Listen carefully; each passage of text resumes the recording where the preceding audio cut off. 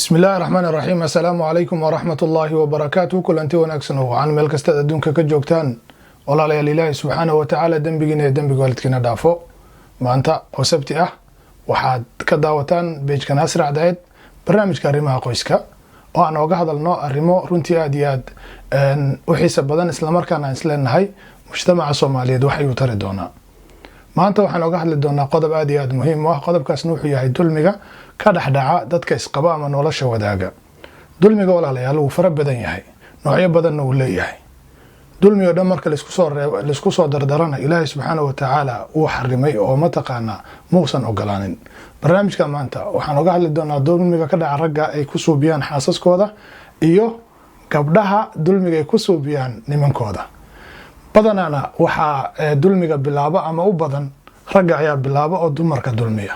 arintaasna waa arin quraankana laga dhadhansan karo oo xoogga u saaro isla markaana de waxay dadku aad u yaqaanaan ay tahay. ilaahay subhanahu wa ta'ala wuxuu ragga faray wa'ashiruhunna bil ma'ruf, dumarka wanaag kula dhaqma. taasi macnaheedu waxa weeye waa amar ilaahay subhanahu wa ta'ala uu ragga u siiyay inay haweenka ay nolosha la wadaagayaan ay wanaag kula dhaqmaan. walaalayaal dulmiga ilaahay subhanahu wa ta'ala uu naga xarimay.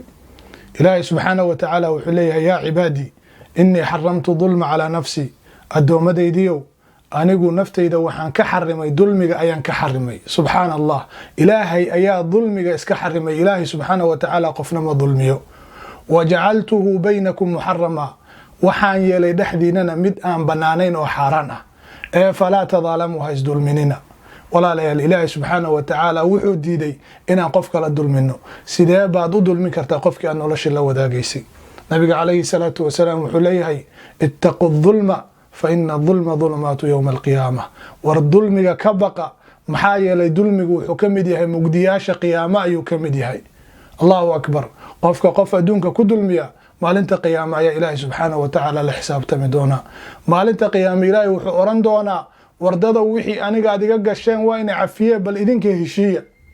markaas qof walba wuxuu raadinayaa xasanaad ayuu raadinayaa. maalinka qiyaama qofku cafinayo aad ayay u yartahay. hadduu qof walba wuxuu rabaa in wixii dulmiga laga galay wanaag lagu bedelo oo janno uu saas ku galo hadday xasanaadkiisa ama wanaagiisa yaraydaan. haddaba dulmiga ragga ka dhaca ayaanu ku bilaabaynaa. kow, dulmiga walaalayaal wuxuu ka bilowdaa beenta iyo shukaansiga. marka la shukaansanayo in gabadha aad been u sheegtid oo aad waxaan jirin ku akhrisid oo aad tiraahdid romantic baan ahay, cirkaan ku geynahaya, kor baan kuu qaadahaya, dhulkaan kula kacaya aad tiraahdid. hadhowti markaa gabadhii nolol isla wadaagtaan aad wixii aad sheegi jirtay dhanba uga baxdidba, kiiba maba tihidba. gabadhi markay kula hadasho waaba ma taqaana qof kale ayaa tahay. dulmiga walaalayaal halkaas ay ku bilaabdaa. asaaska dulmigana waa marka koobaad labada qof ay sheekaysanayaan. dulmi hadday ku bilaabaan dulmigaas wuu sii soconayaa ilaa aakhirka uu ku dhamaado fashil iyo xaqdarro uu ku dhamaado. dabcan qodobada aan sheegi doono rag iyo dumarba u kala siin doono way wadaagi karaan, laakiin qodob walba mid un baan ku magacaabi doonaa. dulmiga labaad waxaa ka mid ah walaalayaal inuu xumeeyo, hadal xun, caay, aflagaado. nasiib darro nin weyn oo waxaad arkaysaa gabadhii uu nolosha la wadaagay, uu sariirta la qaybsanayay, caruurtiisa hooyadeed ahayd, xaaskiisii ahayd oo caynaya oo erayo xunxun ku oranaya. ilaahay subhanahu wa ta'ala wuxuuna faray walaalayaal waqulu linnaasi xusna, war dadka hadal wanaagsan u dhaha. dadka ayaa la yiri waa gaal iyo muslim. ka waran qofkii aan nolosha la wadaagaysay haddaad caayi aflagaado, nahan mid xun baa tahay, nawaad dhimatay, bahal urtay baa tahay, saas baa tahay, oo dee nin rag ah oo caqli leh wuxuusan ku hadlin ku hadlo. waxayna ku tusinaysaa qofka noocaas oo kale inuusan akhyaar ahayn. maxaa yeelay nabiga calayhi salaatu wasalaam wuxuu leeyahay khayrukum li ahlihi, waxa idinku khayr badan oo idinkugu fiican oo idinkugu akhyaarsan kiina reerkiisa ugu fiican. allahu akbar. wa ana khayrukum li ahli, anigana waxaan ahay qofka ugu khayr badan ahalkiisa. allahu akbar. nabi maxamed calayhi salaatu wasalaam walaalayaal ku dayasho ayuu mudan yahay. ragow haddaad wanaag rabtaan laqad kaana lakum fii rasuulillaahi uswatun xasana, rasuulka alle ku dayasho ayaa ina ahaatay. rasuulka wuxuu ahaa mid dumarkiisa u dhimriya, wuxuu ahaa mid hadal macaan, wuxuu ahaa mid hawsha guriga ka caawiya, laakiin muusan cayn jirin, muusanna dulmin jirin. maanta waxaa ragnimo noqotay in gabadha la caayo, in gabadha la dulmiyo. maxaa yeelay hadduu gabadha u fiicnaado oo u dabco, dadkii ayaa waxay leeyihiin warrinka waa nin dhintay, heblaayu daba socdaa, way sixratay. gabadhina sidaas oo kale ayaa la leeyahay. walaalayaal waxyaalahaas wax khaldan weeye, waa inaan wax ka bedelnaa.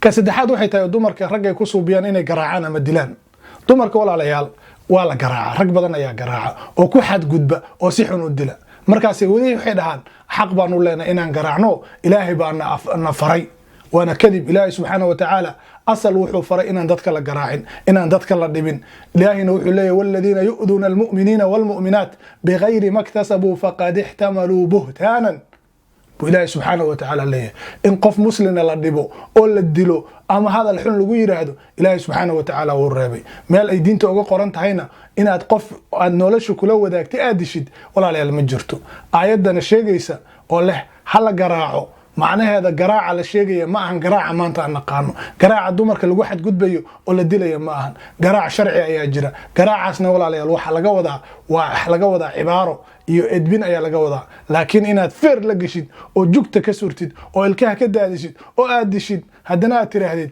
حقبان ولا يهاي ما أجرت ولا عليه التاس من جيران نبينا عليه الصلاة والسلام أساق أياكو دايشا مدن لقد كان لكم في رسول الله أسوة حسنة والله وليس تمركي سموسن دلين وليس متقنا قفو شقينا يموسن دلين عليه الصلاة والسلام قعنتي سموسن قارسنين سيداي كل عكرتا أذيك إنا الدهديد أنيق أي حق لنا ندلو هذا وخالد وين وهي تمركنا يالا دلين فرنا يالو جينين وحاولا ليال دولميغا كاميدا إنو أقويا مقعيا حنحن أو ليته وقبض يسيا وعينه إلهي سبحانه وتعالى يسد يناس عين ونقرب وحفي عن معن قبل هذا المعن كده أولا المعن هذا يعني قلبي وحسوج جدنيا وفي عن كده سي قلبي جدو كسبتت الله أكبر إن قبل لو قصب وحي سنودين هوش جورجا درلقيدي وحول بلودرو ونينكو رب جوري نظيفة عند الديارة قبل أي متقانا هولن تهاي ولا دلميو أو متقانا نفط الله كانوا وحد دلمي كم دولار ليال إن gabadha aan loo ogolaanin inay soo booqato qaraabadeedii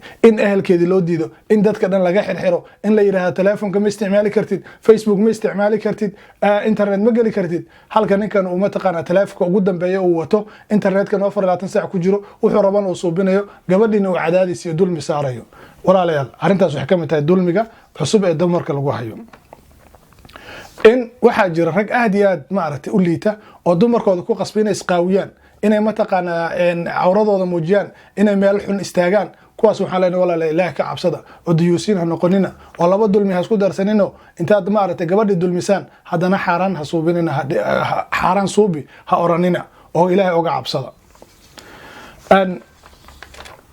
runtii aad iyo aad ay qodobadaas u badan yihiin waxaan leeyahay laakiin dulmiga kow kale oo ah in dumarka loo diido meherkooda la yiraahdo wax meheraan ma leeyihiin hadday gabadhi iyo wiilkii isku xanaaqaan oo dhaho hadaa rabto inaan ku furo meherkaada cafi macnaha uu meherkii ka dhigto wax jira Soomaalidana meherka waa iska isku ilmaamaanba gabadhahan hadii meher la siiyo waxa umaleynaysaa inuu ninkii furayo ninkii meherkii buu bisiye leedahay laakiin meherka waa waxaad xaq u leedahay waad ka qaadan kartaa habeenkaad ismehersataan waad ka qaadan kartaa marka aad rabtid laakiin mar walba waxa muhiim ah inay tahay inuu ninka ogyahay xaq ay gabadhu leedahay uusan ku canaadi karin أن وحمود رجينا كنت لحتجي دمركي أنا أوصل لابتو دمرك ولا ليال دول مجوين كم تاوحوية إنه يكون مشغولان نينكو ده سيدي أولي دي لهاين نينكو ده سيدي أبهدلي لهاين نينكو ده سيدي نيد أوجبين لهاين دمر بدن واحد جرى نصيب درو نينك عاية يرهد أحمد هيد أساق على مد هيد مشاقيستات هاي وروح ننتبهات هاي ما أنت نينك نيد جب يدل مكود